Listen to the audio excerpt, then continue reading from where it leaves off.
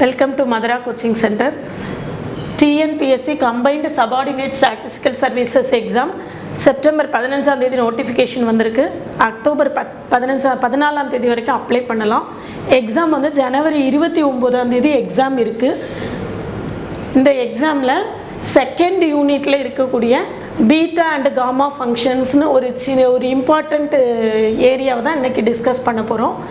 இதில் ஒரு 18 ஃபார்முலா கொடுத்துருக்கேன். இந்த 18 ஃபார்முலாவையும் தரவாக மெமரைஸ் பண்ணிட்டீங்க அப்படின்னா இந்த செக்ஷனில் எந்த ப்ராப்ளம் வந்தாலும் நம்மளால் ஈஸியாக அட்டென்ட் பண்ண முடியும். ஃபஸ்ட்டு பீட்டா ஃபங்க்ஷன் டிஃபைன் பண்ணுறோம். Beta m, n = integral 0 to 1 x power m minus 1 1 minus x the whole power n minus 1 dx. இந்த பீட்டா ஃபங்க்ஷன் வந்து converges for m, n greater than 0. m, n ரெண்டுமே பாசிட்டிவாக இருந்தால் இந்த function வந்து கன்வர்ஜெண்ட்டாக இருக்கும். இப்போ அடுத்தால காமா ஃபங்க்ஷன் டிஃபைன் பண்ணுறோம். Gamma of n is equal to integral 0 to infinity e raised to minus x x power n minus 1 dx. இந்த காமா ஃபங்க்ஷனும் அதே மாதிரி n greater than 0வாக இருந்தால் காமா ஃபங்க்ஷன் வந்து கன்வர்ஜெண்ட்டாக இருக்கும். இப்போ இந்த பீட்டா ஃபங்க்ஷனுக்கு இன்னொரு ஃபார்முலா கொடுக்குறோம் பாருங்கள். Beta m, n = integral 0 to infinity x power m minus 1 1 plus x the whole power m plus n dx. Problem போடும்போது கேர்ஃபுல்லாக இந்த ஃபார்முலா யூஸ் பண்ண போகிறோமா, இந்த ஃபார்முலா யூஸ் ஆகுதா அப்படிங்கிறத நம்ம கேர்ஃபுல்லாக நோட் பண்ணிக்கணும். இதெல்லாம் பீட்டா ஃபங்க்ஷனுடைய ப்ராப்பர்ட்டிஸ். இதெல்லாம் பீட்டா ஃபங்க்ஷனுக்கு வேறு வேறு ஃபார்மெட்டில் நம்மளுக்கு கொடுத்துருக்கு. Beta m, n = integral 0 to π/2 sin power 2m minus 1x cos power 2n minus 1x dx. இது பீட்டா ஃபங்க்ஷன் வந்து காமிட்டேட்டிவாக இருக்கும். Beta m, n = beta n, m. அடுத்தால பீட்டா இது வந்து பீட்டா காமா ஃபங்க்ஷனுடைய ரெக்கரன்ஸ் ஃபார்முலா அப்படின்னு சொல்லுவோம். Beta m, n = beta of m plus 1, n plus beta of m, n plus 1. இது அடுத்தது மீதி 9வது ப்ராப்பர்ட்டியிலேருந்து காமா ஃபங்க்ஷனுக்கான properties. Gamma n plus 1 = n gamma n. Gamma 1 = 1. அடுத்தால gamma n plus 1 = n factorial. இது காமாவுக்கு another ஒரு இன்டெக்ரல் ஃபார்முலா. இந்த இருக்கு gamma function definition integral 0 to infinity e power minus x x power n minus 1 dx. இது gamma ஃபங்க்ஷனுக்கு another formula 2 integral 0 to infinity e power minus y square y power 2n minus 1 dx. இந்த 13வது formula ரொம்ப ரொம்ப முக்கியம். இது relation between beta and gamma function. பீட்டா ஃபங்க்ஷனையும் காமா ஃபங்க்ஷனையும் ரிலேட் பண்ணுறோம். Beta m, n = gamma m gamma n by gamma m plus n. இது ரொம்ப முக்கியமான விஷயம். அடுத்து காமா 1/2 = √π. இது காமா n-க்கு another formula integral 0 to infinity. இது நிறைய வேறு ஃபார்முலாவாக கொடுத்துருக்குது. ப்ராப்ளம் போடும்போது அந்த ப்ராப்ளத்துடைய நேச்சரை பார்த்து இதில் நாம் எந்த ஃபார்முலாவை சூஸ் பண்ண போகிறோம் அப்படிங்கிறத நம்மளுக்கு கண்டுபிடிக்க தெரியணும். அதுதான் ரொம்ப முக்கியம். இதில் எந்த ஃபார்முலாவை சூஸ் பண்ண போகிறோங்கிறது எப்படி கண்டுபிடிக்கிறது அப்படின்னா நிறைய ப்ராப்ளம்ஸ் ஒர்க் பண்ணும்போது தான் நம்மளுக்கு அந்த எந்த ஃபார்முலா யூஸ் பண்ணணும் அப்படிங்கிற ஐடியா வந்து நம்மளுக்கு கிடைக்கும். அதனால் நிறைய நம்ம வந்து ஃபர்தராக நிறைய எக்ஸ்ட்ரா ப்ராப்ளம்ஸ் நிறைய ஒர்க் பண்ண போகிறோம். இதுக்கு அடுத்தால இருக்குது பாருங்கள். 2 power 2n minus 1 gamma n plus 1/2 equal to gamma 2n into √π. இதை டியூப்ளிகேஷன் ஃபார்முலா அப்படின்னு சொல்லுவாங்க. gamma 1/4 into gamma 3/4 equal to π√2. அடுத்தால gamma n plus 1/2 equal to 2n factorial into √π by 4 power n into n factorial. இந்த 18 ஃபார்முலாவையும் நல்லா memorise பண்ணிக்கோங்க. கொஞ்சம் 2-3 இதில் memorise பண்ணுறது ஒரு பக்கம், ஃபர்தராக ப்ராப்ளம்ஸ் ஒர்க் பண்ண நம்மளுக்கே தானாகவே ஃபார்முலா எல்லாம் தரவாக ஆயிரும். அது இன்னொரு ரொம்ப முக்கியமான விஷயம். அதனால் ஃபார்முலா ஃபுல்லாக எழுதி வச்சுட்டு அதுக்கடுத்தால கண்டினியூவஸாக நம்ம நிறைய ஃபர்தராக எவ்வளோ ப்ராப்ளம்ஸ் எக்ஸ்ட்ரா ஒர்க் பண்ணுறோமோ அதை பொறுத்து தான் நம்மளுக்கு ஃபார்முலா ஃபெமிலியர் ஆகும். இருந்து மனப்பாடம் பண்ணுறதை விட அதிகமாக ப்ராப்ளம்ஸ் ஒர்க் பண்ணுறது தான் நல்ல ஒரு ப்ராக்டிஸை கொடுக்கும். இப்போ இதில் ஒரு 5 ப்ராப்ளம் இருக்குது. இதை இந்த ஃபார்முலாவை யூஸ் பண்ணி நம்ம ஒர்க் பண்ணி பார்ப்போம். இப்போ ப்ராப்ளத்தை பாருங்கள். ஃபஸ்ட்டு ப்ராப்ளத்தை பார்த்தீங்கன்னா பீட்டா m, n = நம்மளுக்கு பீட்டா m, n டெஃபினிஷனே அதுதான். integral 0 to 1 x power m minus 1 1 minus x the whole power n minus 1 dx. இல்லை பாருங்கள், x power 7 1 minus x the whole power 8 இருக்குது. சரிதானா? ஃபர்ஸ்ட் ப்ராப்ளத்தில். அப்போது m-1 இருக்கிற இடத்துல 7 இருக்குது, n-1 இருக்கிற இடத்துல 8 இருக்குது. அப்போ m = 8, n = 9. அப்போ நம்மளுக்கு இந்த ப்ராப்ளத்தோட ஆன்சர் என்னன்னு பாருங்க. Integral 0 to 1 x⁻7 1 - x ⁻8 dx equal to beta of m, n 8, 9. சரிதானா? இந்த ஃபார்முலாவை யூஸ் பண்ணி நம்ம beta of m, n value. இப்போ பாருங்க பீட்டா ஆஃப் m, n பீட்டாக்கும் காமாக்கும் உள்ள ரிலேஷன்ஷிப் சொல்கிறோம். Beta m, n equal to gamma m, gamma n by gamma m + n. அப்போது equal to gamma 8 into gamma 9 by gamma 17. Gamma 8 into gamma 9 by gamma 17. இப்போ அடுத்த formula பாருங்க. Gamma n + 1 equal to n factorial. Gamma n + 1 equal to n factorial. அப்போ gamma 8 நம்மளுக்கு என்ன வரும்னு பாருங்க. Gamma 8 என்ன வரும்? 7 ஃபேக்டோரியல். காமா 9 என்ன வரும்? 8 ஃபேக்டோரியல். அடுத்தால காமா 17 என்ன வரும்? 16 ஃபேக்டோரியல். இதை நீங்கள் எழுதி சிம்பிளிஃபை பண்ணணும்னா பண்ணிக்கலாம். இதில் என்னென்னா நம்மளுக்கு அப்ஜெக்டிவ் டைப் கொஸ்டின்ஸாக தான் இருக்க போகுது. மோஸ்ட்லி இதில் சிம்பிளிஃபை பண்ணாமல் இதிலேயே இதே ஆன்சராக இருக்கிறதுக்கு கூட நம்மளுக்கு சான்ஸ் இருக்கும். இல்லாட்டாலும் ஒன்றும் பிரச்சனை இல்லை. 1 2 3 அப் டு 7 எழுதிக்கோங்க. அதே மாதிரி இங்கே 1 2 3 8 எழுதி, இங்கே 1 2 3 16 எழுதி கட் பண்ணி கேன்சல் பண்ணி சிம்பிளிஃபை பண்ணி ஆன்சர் போடணும்னா போட்டுக்கலாம். ஆனால் மோஸ்ட்லி காம்படிட்டிவ் எக்ஸாம்ஸில் வந்து இதை வந்து ரொம்ப சிம்பிளிஃபைடாக ஏதாவது ஆன்சர் கொடுக்குறது மாதிரி தான் இருக்கும். அது நம்மளுக்கு ஆப்ஷன் எப்படி இருக்குது அப்படிங்கிறத பொறுத்து நம்ம இதை சிம்பிளிஃபை பண்ணிக்கலாம். இப்போ அடுத்த ப்ராப்ளம் பாருங்கள். அடுத்த ப்ராப்ளம் வந்து இன்டெக்ரல். நெக்ஸ்ட் பாருங்க. Integral 0 to π/2 root of tan theta இருக்கு. Integral 0 to π/2 root of tan theta d theta equal to integral 0 to π/2 root of, இதை நான் எப்படி எழுதுறேன்? sin theta by cos theta ன்னு எழுதுறேன். sin theta by cos theta d theta equal to integral 0 to π/2 integral 0 to π/2 sin theta power 1/2 cos theta power -1/2 d theta. ஏன்னா cos theta நம்மளுக்கு கீழே இருக்குது, அதை நான் மேலே கொண்டு வரும்போது அது என்ன ஆயிடுது? -1/2ன்னு வந்துடும். சரிதானா? இப்போ ஃபார்முலா பாருங்கள். இந்த இடத்துல தான் நான் சொல்கிறேன் எந்த ஃபார்முலா யூஸ் பண்ணணும் நம்மளுக்கு ஃபெமிலியராக இருக்கணும். இந்த இருக்குது beta m, n equal to 2 integral 0 to π/2 sin x power 2m - 1 cos x power 2n - 1. அப்போ இதில் பார்த்தீங்கன்னா 2m - 1 இருக்கிற இடத்துல 1/2 இருக்குது. 2n அப்படின்னா நம்மளுக்கு என்ன வரும்னு பாருங்கள். 2m = 3/2, m = 3/4. m = 3/4. அதே மாதிரி 2n - 1 இருக்கிற இடத்துல -1/2 இருக்குது. அப்போ 2n = நம்மளுக்கு என்ன கிடைக்கும்? 1/2. -1/2 + 1 1/2 வந்துடும். அப்போ n = நம்மளுக்கு என்ன வந்துடும்? 1/4ன்னு வந்துடும். n = 1/4. இதில் ரொம்ப கவனமாக இருக்கணும். இதில் பீட்டா m, n = 2 இன்ட்ரு இன்டெக்ரல்னு இருக்குது. நம்மளுக்கு அந்த 2 அங்கே இல்லை. அதனால நம்ம என்ன செஞ்சுக்கணும்? இந்த 2-ஐ வந்து இந்த பக்கம் 1/2 அப்படின்னு சொல்லிட்டு கொண்டு வந்துடணும். அப்போ 1/2 into beta of m, n. m எவ்வளோன்னு கண்டுபிடிச்சி வச்சுருக்கோம். m எவ்வளவு? 3/4.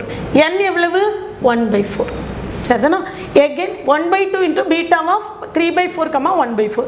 இப்போ பாருங்கள் beta m, n equal to gamma m, gamma n by gamma m + n equal to 1/2 gamma 3/4 into gamma 1/4 by gamma 1. ரெண்டையும் ஆட் பண்ணியிருக்கு. 3/4 + 1/4 1 ஆயிரும். அப்போது காமா 3/1/2 இன்ட்டு இந்த பாருங்கள் அடுத்த காமா 1/4 இன்ட்டு காமா 3/4க்கு வேல்யூ ரெடியாக இருக்குது நம்மள்கிட்ட. π இன்ட்டு √2, π இன்ட்டு √2 காமா 1 தான் இருக்குது. காமா 1 ஈக்குவல் டு எவ்வளவு? 1. அப்போ நம்மளுக்கு ஆன்சர் என்னன்னு பாருங்கள். இந்த 2-வை √2 இன்ட்டு √2ன்னு எழுதிக்கோங்க. So our answer is π/√2. Our answer is π/√2. சரிதானா? இப்போ அடுத்த ப்ராப்ளம் பார்ப்போம். அடுத்த ப்ராப்ளம் பாருங்கள். Integral 0 to ∞ e⁻³ x6 dx. இந்த பவர் நம்மளுக்கு ஃபார்முலா பாருங்கள். Gamma n = integral 0 to ∞ e⁻x n - 1 dxன்னு இருக்குது. ஆனால் நம்மளுக்கு இங்கே என்ன இருக்குது? e⁻3xன்னு இருக்குது. அப்போ அந்த e⁻3xை நம்ம ஒரு சிங்கிள் வேரியபிளாக மாற்றுறதுக்கு ட்ரை பண்ணணும்.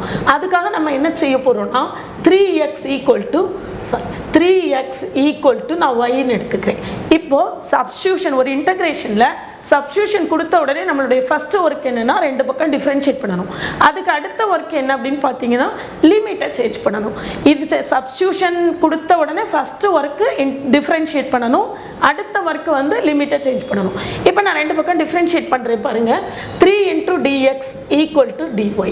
அப்போது dx = நம்மளுக்கு என்ன வந்துடும் 1/3 dy. 1/3 dy. லிமிட் போடுவோம். லிமிட் இங்கே எக்ஸுக்கு லிமிட் என்னது 0. அப்போ எக்ஸுக்கு 0 போட்டிங்கன்னா y = என்ன வரும்? x = 0 போட்டால் y = 3 × 0 0. அடுத்தால எக்ஸுக்கு இன்ஃபினிட்டி போட்டோன்னா ஒய்க்கும் நம்மளுக்கு என்ன வந்துடும் இன்ஃபினிட்டின்னு வந்துடும். சரிதானா? இப்போது டிஃப்ரென்ஷியேட் பண்ணியாச்சு, லிமிட்டை சேஞ்ச் பண்ணியாச்சு. இப்போ இந்த இன்டகிரலில் கொண்டு சப்ஸ்டியூட் பண்ணுவோம். லிமிட்டில் சேஞ்ச் இல்லை, லிமிட் 0 to infinity தான். சரிதானா? அடுத்தது என்ன இருக்குன்னு பாருங்கள். e power minus y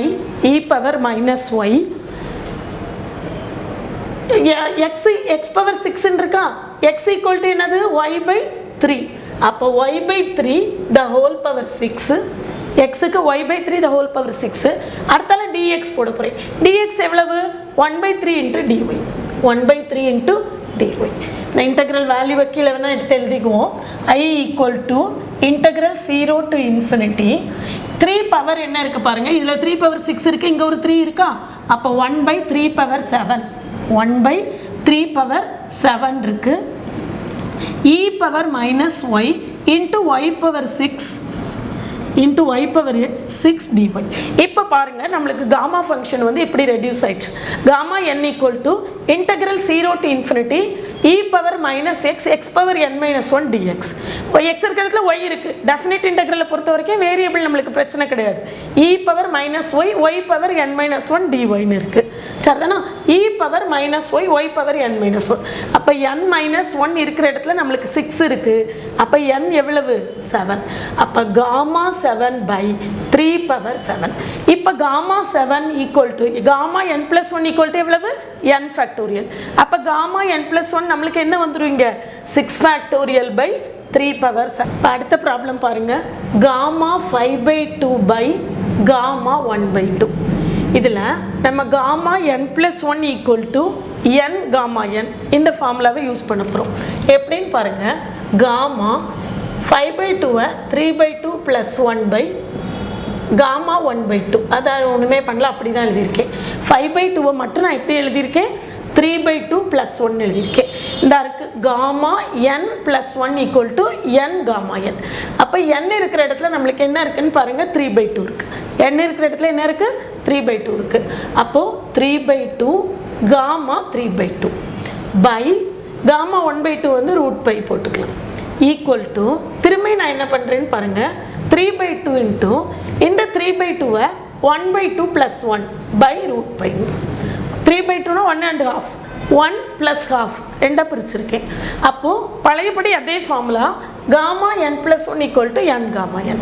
அப்போ நம்மளுக்கு என்ன வந்துடும் = 3/2 1/2 காமா 1/2 by √π. இதில் காமா 1/2க்கு வேல்யூ √π நம்மளுக்கு தெரியும். அப்போ பார்த்தீங்கன்னா 3/2 1/2 √π by √π. √π கேன்சல் ஆயிரும். ஆன்சர் வந்து 3/4. இந்த மாதிரி நம்மளுக்கு எந்த வேல்யூ கொடுத்தாலும் நம்ம செஞ்சுக்கலாம். ஃபார் எக்ஸாம்பிள் நான் இப்போ காமா 9/2 செஞ்சு காட்டுறேன் பாருங்கள். காமா 9/2 வந்து இந்த மாதிரி ரொம்ப திரும்ப போட்டே இருக்க வேண்டாம். Gamma 9/2 = gamma 7/2 plus 1. அப்போ இதை எப்படி எழுதிக்கலாம் 7/2 5/2 இது ஷார்ட்கட்டு 5/2 3/2 1/2 √π. அவ்வளோதான். √πங்கிறது காமா 1/2 மென்ஷன் பண்ணுது. அப்போது 9/2 7/2 plus 1 எழுதியிருக்கேன். அப்போ 7/2 5/2 3/2 1/2 காமா 1/2 காமா 1/2 வந்து √π. இப்போ காமா 11/2ன்னு வச்சுக்கிட்டிங்கன்னா காமா 11/2 காமா 9/2 plus 1. அப்போ இதை எப்படி எழுதலாம் 9/2 7/2 5/2 3/2 1/2 √π. √πங்கிறது காமா 1/2. இந்த மாதிரி நம்ம உடனே பார்த்த உடனே இந்த மாதிரி கொடுக்கக்கூடியதை பார்த்த உடனே சிம்பிளாக அந்த ஷார்ட்கட்டில் அந்த gamma n plus 1 = n gamma n இதை வச்சு ஷார்ட்டாக நம்ம செஞ்சு முடிச்சிடலாம்.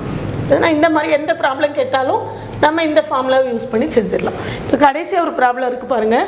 Integral 0 to π/2 sin power 5x cos power 6x dx.